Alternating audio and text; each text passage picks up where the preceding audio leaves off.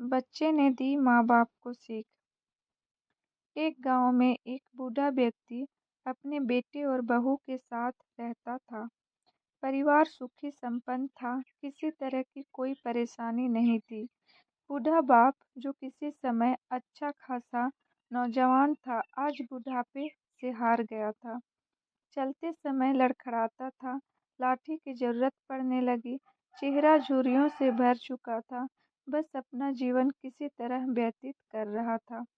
घर में एक चीज अच्छी थी कि शाम को खाना खाते समय पूरा परिवार एक साथ टेबल पर बैठकर खाना खाता था। एक दिन ऐसे ही शाम को जब सारे लोग खाना खाने बैठे, बेटा ऑफिस से आया था, भूख ज्यादा थी सो जल्दी से खाना खाने बैठ गया और साथ में बहू और उसका एक बेटा भी खाने लगे।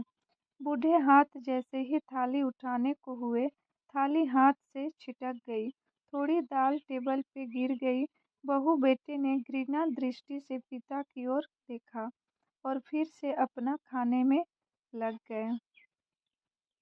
बूढ़े पिता ने जैसे ही अपने हिलते हाथों से खाना खाना शुरू किया तो खाना कभी कपड़ों पे गिरता, कभी जमीन पर। बहू चिढ़ते हुए कहा, हे राम, कितनी गंदी तरह से खाते हैं, मन करता है इनकी थाली किसी अलग कोने में लगवा देते हैं।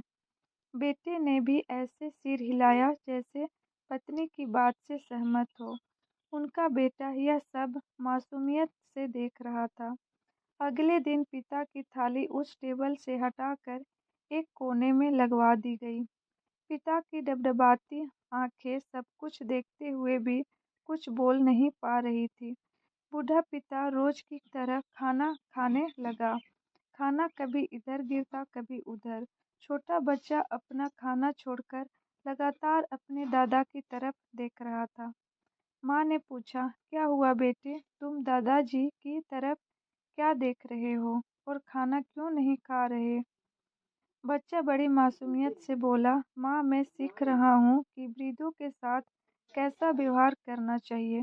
जब मैं बड़ा हो जाऊंगा और आप लोग बूढ़े हो जाओगे तो मैं भी आपको इसी तरह कोने में खाना खिलाया करूंगा। बच्चे के मुंह से ऐसा सुनते ही बेटे और बहू दोनों कांप उठे।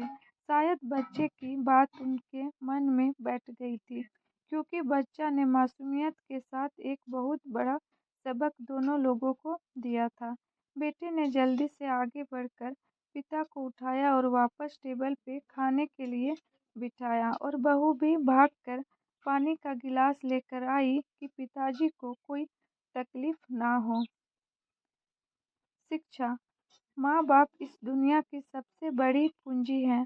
आप समाज में कितनी भी इज्जत कमा लें या कितना भी धन इकट्ठा कर लें, लेकिन माँ बाप से बड़ा धन इस दुनिया में कोई नहीं है।